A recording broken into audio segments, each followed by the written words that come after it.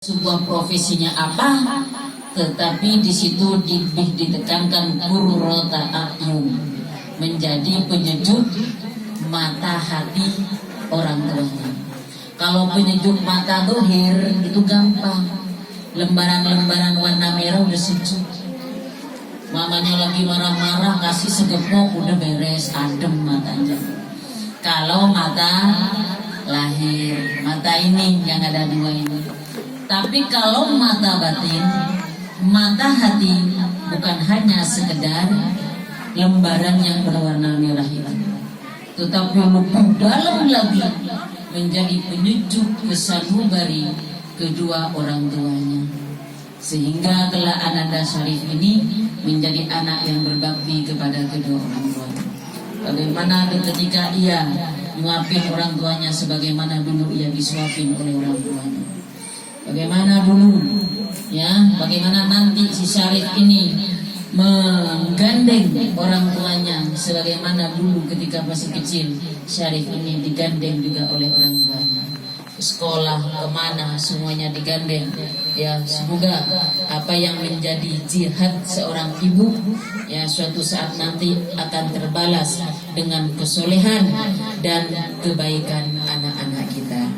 Amin ya robbal alamin. Kita doakan Ananda yang di hitan ini semoga qurrata a'yun. Begitu juga dengan anak-anak kita. Dan yang saya hormati para kaum muslimat, ibu-ibu yang hadir di kediaman Mama Syarif, ya. Kita sama-sama berdoa semoga selalu sehat walafiat. Ya, itu semuanya pakai masker, alhamdulillah taat prokes. Nanti kalau dimakan maskernya dibuka yang kotak-kotak itu Bu, ya. Jangan sampai nggak dibuka, ya. Khawatir dibuka dikit dilempar dari atas gitu. Ya, lempar masuk.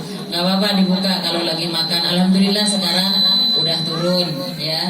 Penyakit coronanya sekitar 5.000-an. Kalau berapa waktu yang lalu masuk 6.000, 7.000, sekarang sudah 5.000. Semoga cepat segera turun, ya. Imbangi dengan usaha lahir adanya vaksin, usaha batin adanya doa dari kita semua, ya. Saling berdoakan semoga selalu sehat walafiat. Yang saya hormati juga Ibu Ketua Majelis Taklim An-Nur, Ibu RT semuanya serta jajaran pengurusnya beserta staf. Ya, Bu Muntini punya staf enggak? Ya. Punyanya karyawan namanya. Kita doakan beliau semoga selalu sehat walafiat. Dan undangan, ya, Ustaz Bapak Chandra yang melatih Marawis, tim Marawis, sehingga dan tadi tepukannya itu bagus gitu ya, bagus berirama, ya, bukan hanya sekedar tentang tapi sekarang udah bagus, ya. Nah, biarin nggak apa-apa tangan-tangan lecet mas, suatu saat nanti dibuktikan itu jadi saksi di hadapan Allah bahwa bersolawat dengan bermarawis. Kalau belum luka-lukain, biar semakin banyak darah yang ngocor, semakin banyak juga yang mempersaksikan di hadapan Allah. Ini darah keluar, luka di tangan, bukan karena apa, ya, bukan karena maksiat kepada Allah, tetapi bersolawat menggugah semangat kita bersolawat dengan cara seperti ini. Makanya musik diperbolehkan seperti ini, ya. Nggak ada orang terlena gara-gara marawis, yang tidur aja bangun. Ya, bangun siapa berisik ini? Marawis ternyata berisik. Beda sama dentingan piano, ketikan gitar, gesekan biola, itu beda. Kalau ini punya semangat, ya. Ya Nabi salam malah itu enggak ada.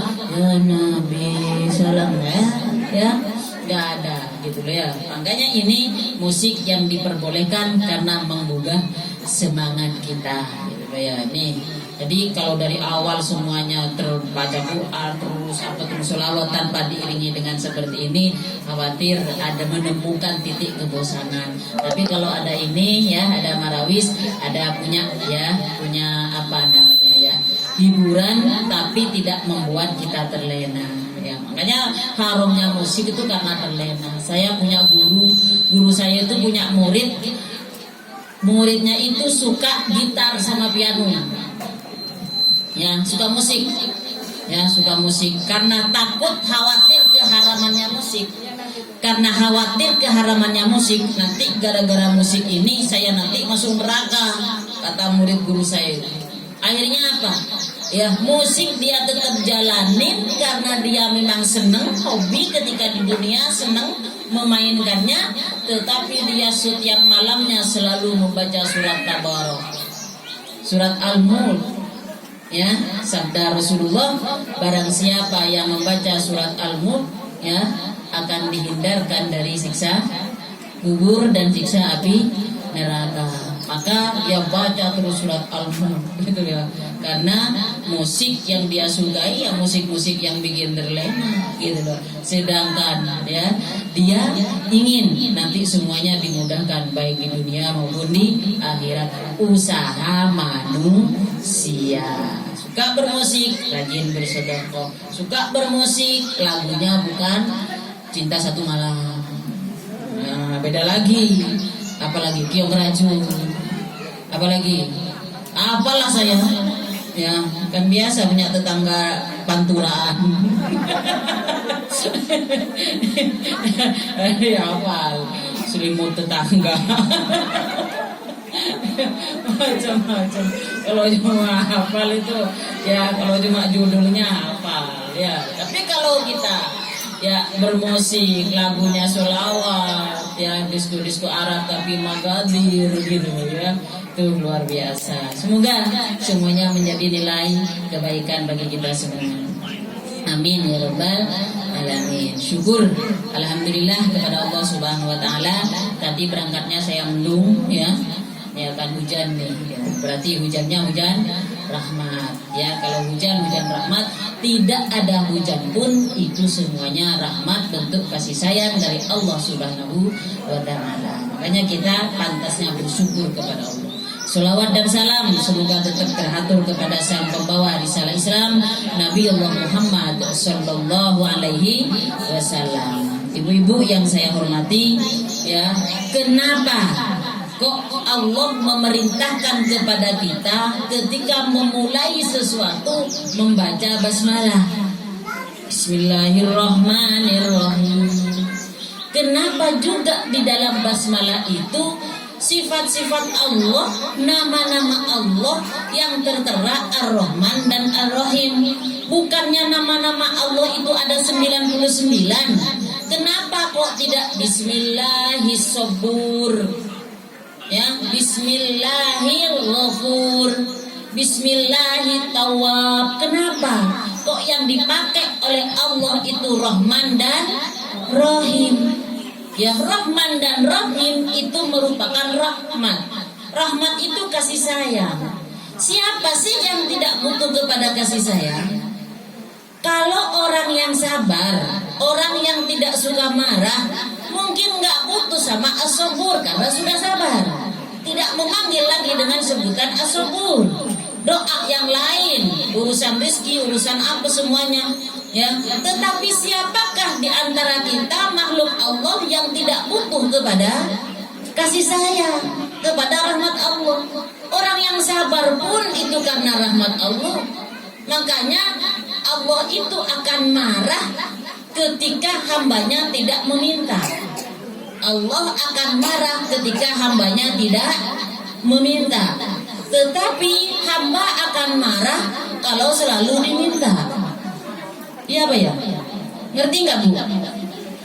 Allah akan marah kalau saya nggak pernah meminta kepada Allah. Tetapi Bu Muntini akan marah kalau saya sering minta. Paham Bu? Nah iya, saya minta lagi. Ya, kemudian akan marah, minta mulu. Tapi kalau Allah, ketika si hamba itu sering meminta, malah semakin senang Allah kepada hamba tersebut. Kenapa? Penghambaan itu memang harus dilakukan oleh kita sebagai hamba Allah. Contoh, bahwa Allah tidak butuh kepada apa yang kita perbuat. Ya, bandingkan dengan kita butuh kepada apa yang kita perbuat. Kita punya ayam. Ada seorang punya ayam. Dia ngasih makan ayam. Sebenarnya ketika ia ngasih makan ayam, untuk ayam atau untuk dirinya sendiri? Halo? Ketika orang ngasih makan ayam, itu untuk siapa? Untuk ayam, tapi ayamnya untuk kita. Berarti endingnya untuk siapa ngasih makan ayam? Untuk kita. Ya, makanya kita berbuat untuk makhluk itu enggak ada. Kita punya tanaman, disiram sama kita tanamannya. Kira-kira kita nyiram tanaman untuk tanaman apa untuk kita? Untuk kita. Ketika sudah nyiram itu seger, bunganya dilihatin, bagus, difoto, coklat, taruh di status. Padahal yang baca statusnya buku bunganya lebih bagus daripada yang kita update. Bagus. Itulah kita. Ada orang punya burung, ya, dikasih makan burungnya, dimandiin burungnya pagi-pagi meskipun orangnya belum mandi.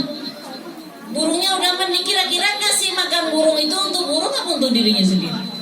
Untuk dirinya sendiri. Begitulah manusia. Makanya manusia itu ketika berbuat meskipun wujudnya kepada orang lain, tapi pada hakikatnya dia berbuat untuk dirinya sendiri. Tapi ketika Allah memberi kepada makhluk, memberi kepada hambanya, Allah tidak akan pernah menuntut balasan dari hamba tersebut.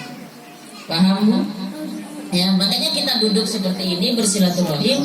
Tujuannya semuanya adalah silaturahim untuk diri kita sendiri. Ya, alhamdulillah. Sebentar lagi kita mau menghadapi bulan Ramadan. Ya, saya lihat tadi di jalan udah ada timun suri. Biasanya masuknya bulan Ramadan itu ditandai dengan timun suri, ya. Nah, kok ada timun suri? Oh iya, sekarang sudah masuk bulan Sya'ban. Ya, jadi timun suri masuk lagi ke supermarket banyak. Nah, kok tahu Ibu?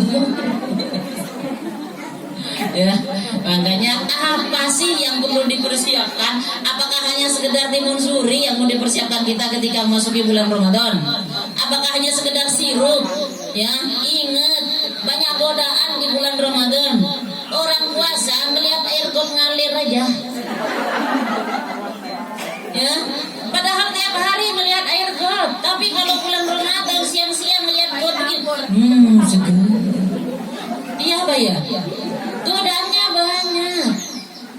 Ya, godaannya banyak. Kalau kita lagi dalam keadaan berpuasa. Lalu apa yang dipersiapkan oleh kita ketika memasuki bulan Ramadan? Yo, puasa itu banyak pasalnya. Ya, makanya yang pertama yang perlu dipersiapkan, persiapan lahir kita. Persiapan lahir. Apa persiapan lahir? Berhubungan dengan yang kelihatan-kelihatan. Kita bersih-bersih sekarang Bu kalau mau kerja bakti lingkungan. Jangan bersih-bersih pada saat bulan Ramadan, menjelang lebaran mau bersih-bersih. Nanti apa? Ketika lagi istirahat dari kerja bakti, inget ST. Ya, yang diinget kalau bikin bakwan enak ya gitu. Jadi terganggu puasa kita. Kalau mau beli baju, ini udah punya baju baru kayaknya seragam semua. Ya? Oh, seragam gang. Ya, berarti nggak usah beli lagi Ramadan nanti. Ya, menjelang lebaran nggak usah beli lagi. Ya, jadi ya ketika ya mau menjelang bulan Ramadan lengkapin semua, beli baju. Makanya Rasulullah ketika mempersiapkan puasa Ramadan itu Allahumma barik lana fi Rajab wa Sya'bana wa ballighna Ramadan. Sekarang dari kemarin bulan Rajab cicilan pertama, bulan Sya'ban cicilan kedua, Ramadan cicilan ketiga, lebaran dipakai lunas. Iya Pak ya. Makanya belinya sekarang, ya dari kemarin-kemarin. Tapi kan model belum keluar, model yang terbaru lebaran sekarang. Nah itulah kebiasaan kita. Ya nanti kalau bulan Ramadan kita belanja baju, SGC, siang-siang aus lapar, udah muter-muter, udah tawaf di SGC semua. Ya dipilih beli kagak, gitu ya. Milih iya capek. Akhirnya ngeliat anak kecil makan es. diliatin, ada bakso di sebelahnya, diliatin lagi, ya akhirnya tole nggak ada yang kenal, masuk makan akhirnya, udah makan aja, loh kok makan kata temennya, kan kita musafir,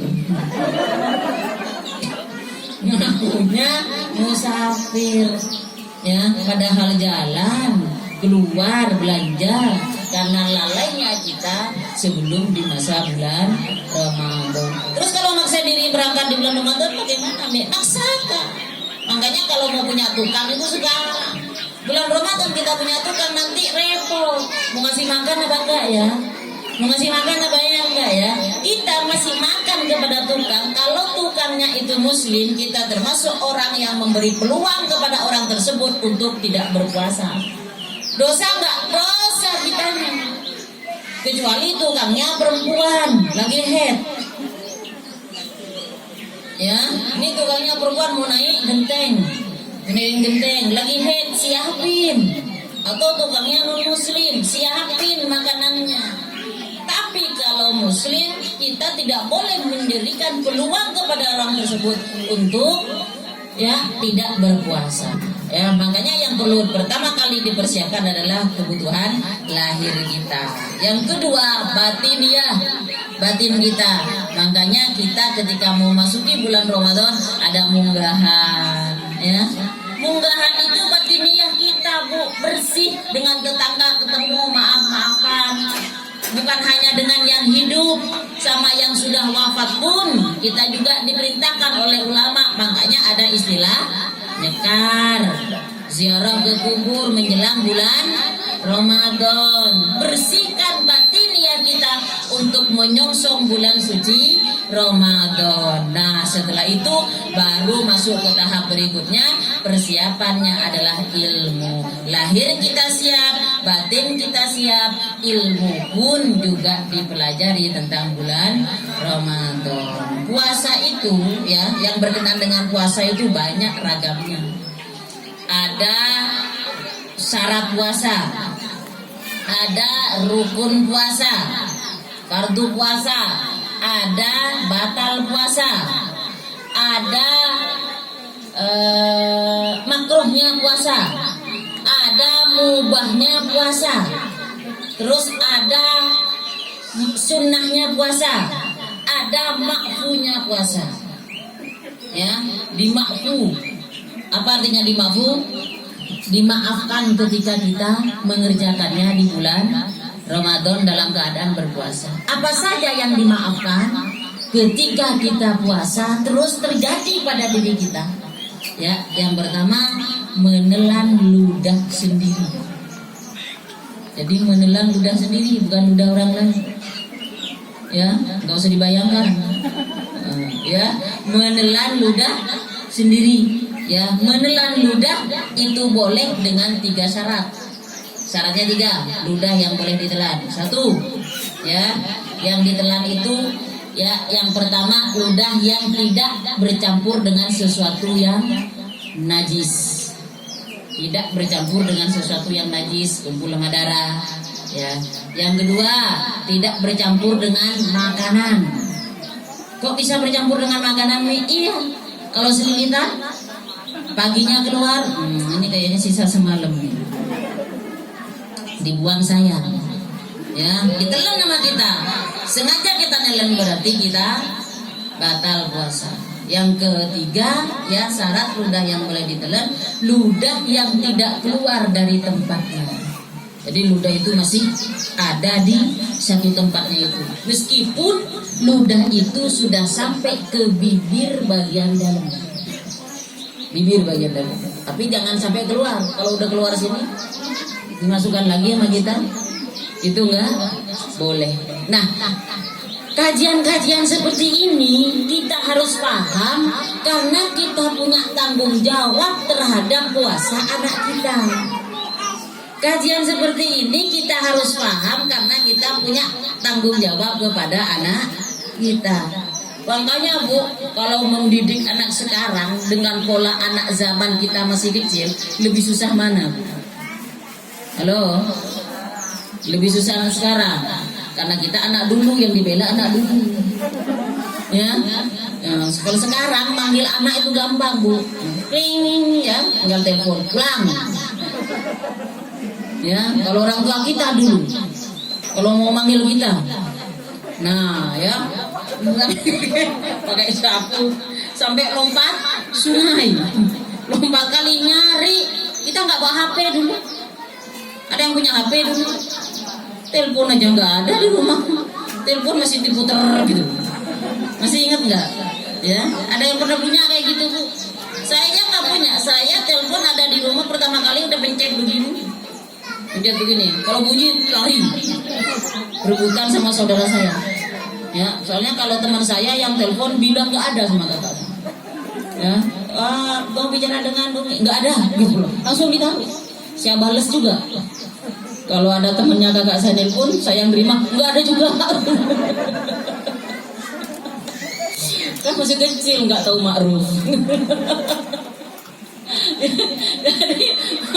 jadi hal seperti itu. Jadi kalau telepon berdering, lari semua. Nah, dulu ketika kita mendidik anak, orang tua mendidik anak, itu kalau zaman dulu anak tergantung kepada orang tua. Anak tergantung kepada orang tua. Kalau sekarang masih tetap anak tergantung kepada orang tua, apa orang tua tergantung pada anak? Kalau mau sekolah, ya, kalau mau sekolah si anak, ya, orang tua yang